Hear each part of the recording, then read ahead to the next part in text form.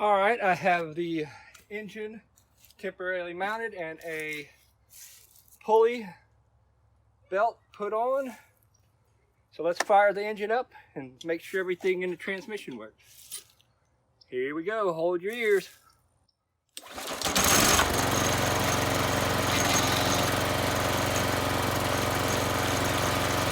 Reverse.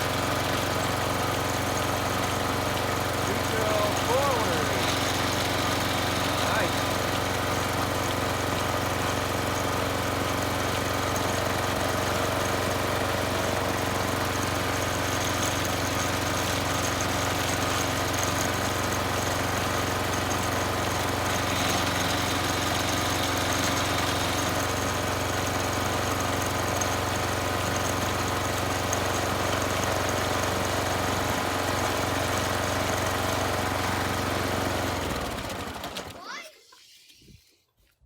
And there you have it. So we know the transmission's good, the engine will work for it, but I believe I'm going to cut this back part off and put the engine on the other side,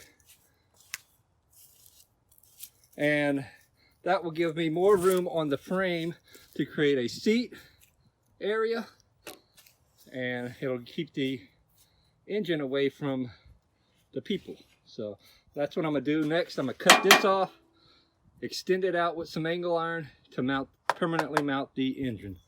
That will be the next step. So let me get to cutting, and then we'll do some welding. All right, I have removed the engine to make room. I'm just going to cut it with a grinder, and then we're going to put angle iron on. At first I was going to weld the angle iron, but you know what I'm going to do? I'm going to use the angle iron to tension the engine and the drive belt. So instead of welding it, we're just going to use bolts to bolt it on, and that way it can be moved. So first things first, let me get set up to cut this with the grinder. It's going to be loud, noisy, painful. So that's what's next. Hold on.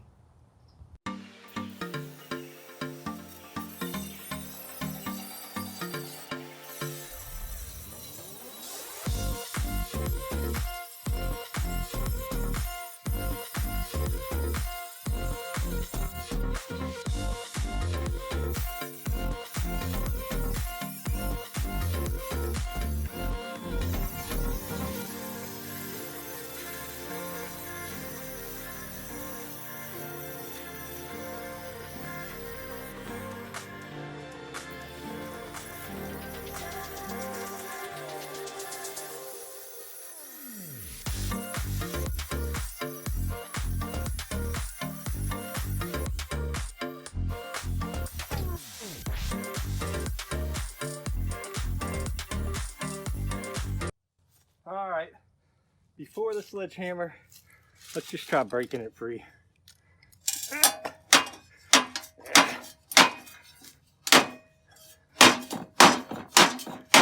Come on, one little spot. There we go. Whew. Now we can continue these angle irons out and mount the engine on it and have it where it can be adjustable, so we can put tension from the transmission to the engine via a belt.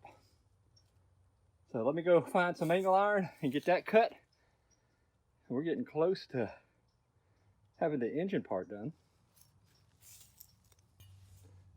I have my 2 pieces of angle iron cut, and what they'll do, go here,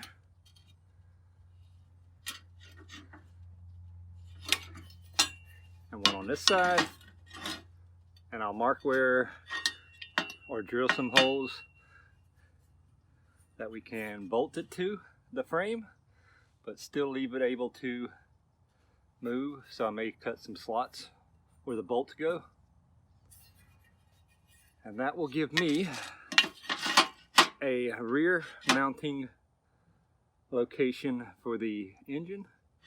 Keep the engine away from the passenger and give me more room down the frame to create a passenger compartment, so to speak.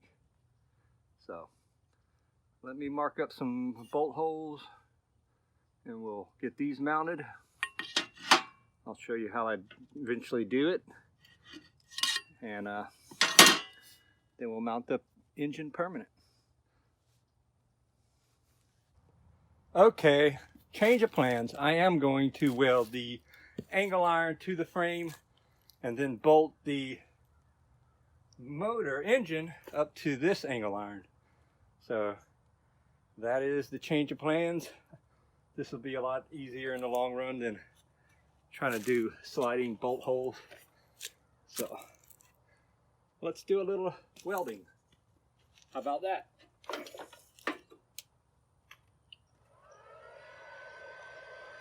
Fortunately, I don't have 220 out here, so it's a 110 welder. Let's see how well it does.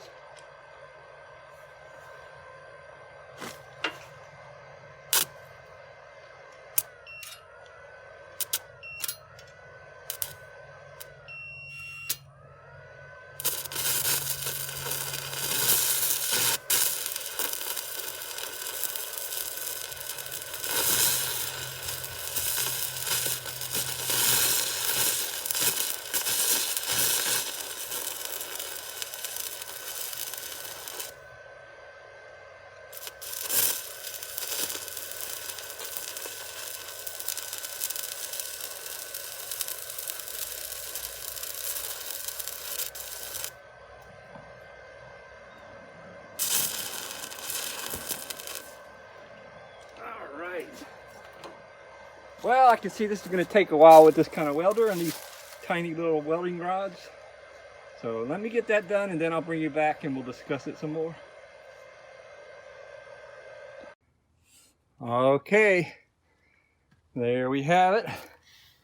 The angle iron is welded with horrible weld jobs,